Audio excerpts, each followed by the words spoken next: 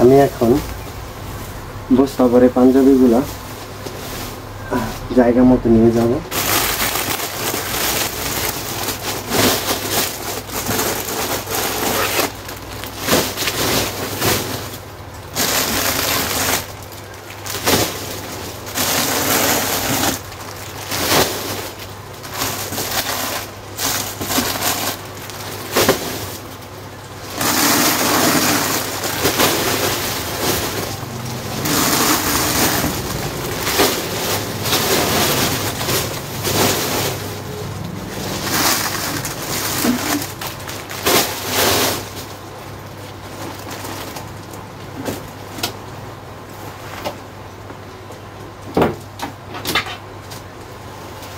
এগুলো সব বাচ্চা পাঞ্জাবি।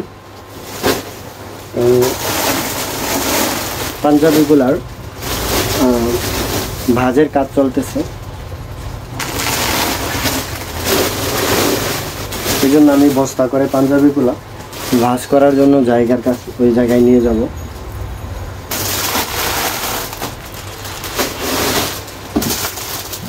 প্রচুর পরিমাণে গরম, শোরুমে এসি নেই তো, যার কারণে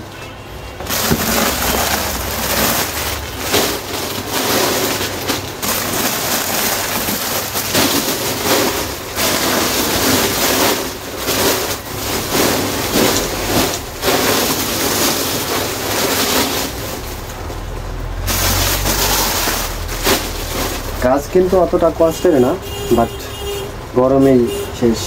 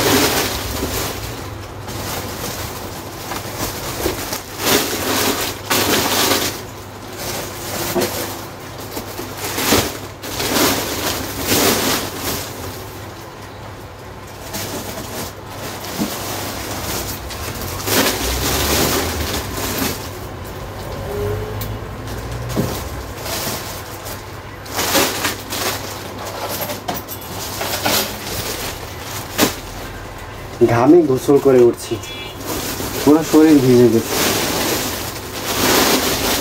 প্রচুর পরিমাণে গরম ভিতরে।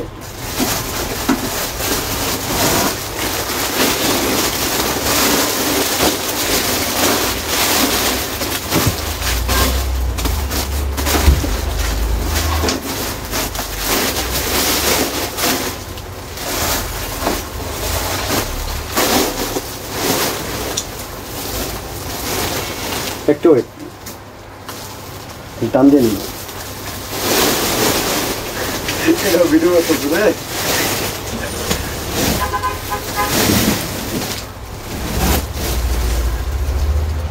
কিন্তু আমি এটা নিয়ে যাব যেখানে আমরা পাঞ্জাবি ভাঁজ দিব, সেখানে নিয়ে যাচ্ছি। তো এমনিতে অন্যান্য পাঞ্জাবি যেগুলো ছিল সেগুলো কিন্তু এতটা কষ্ট হয়নি, এইটাই যেটা কষ্ট হবে সেটা আমি ভাবতেছি আর কি। কেননা অন্যান্য সময়েও কিন্তু আমরা এই ছোট পাঞ্জাবিগুলো নিয়ে একটু যন্ত্রণায় ছিল, বাট করার কি, পাঞ্জাবি তো সবারই প্রয়োজন। এই যে প্রত্যেকটা র্যাক খালি করে তারপর কিন্তু আমরা পাঞ্জাবিগুলো এখন নামিয়ে নিচ্ছি গোছানোর জন্য। সবগুলো র্যাক দেখতে পাচ্ছেন যে খালি। তো চলুন দেখা যাক কোন জায়গায় পাঞ্জাবিগুলো আমরা রাখি এবং সেখান থেকে গুছিয়ে নিয়ে আসি।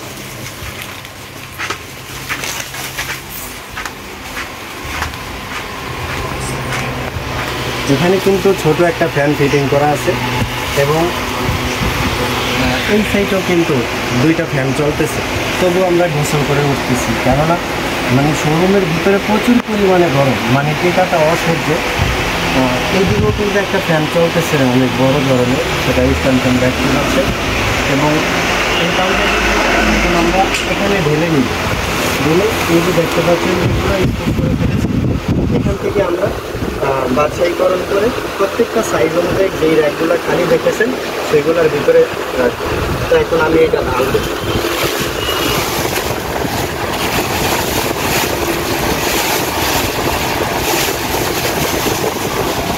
আরও কিছু পাঞ্জাবি বাকি আছে, যে পাঞ্জাবিগুলো আমি এখন আবার নিয়ে আসবো। এবং ভিডিওটা বড় হয়ে যাওয়ার কারণে আমি কিন্তু পার্ট টুতে আমি আপনাদেরকে এই অংশটুকু দেখাবো। ভালো থাকবে।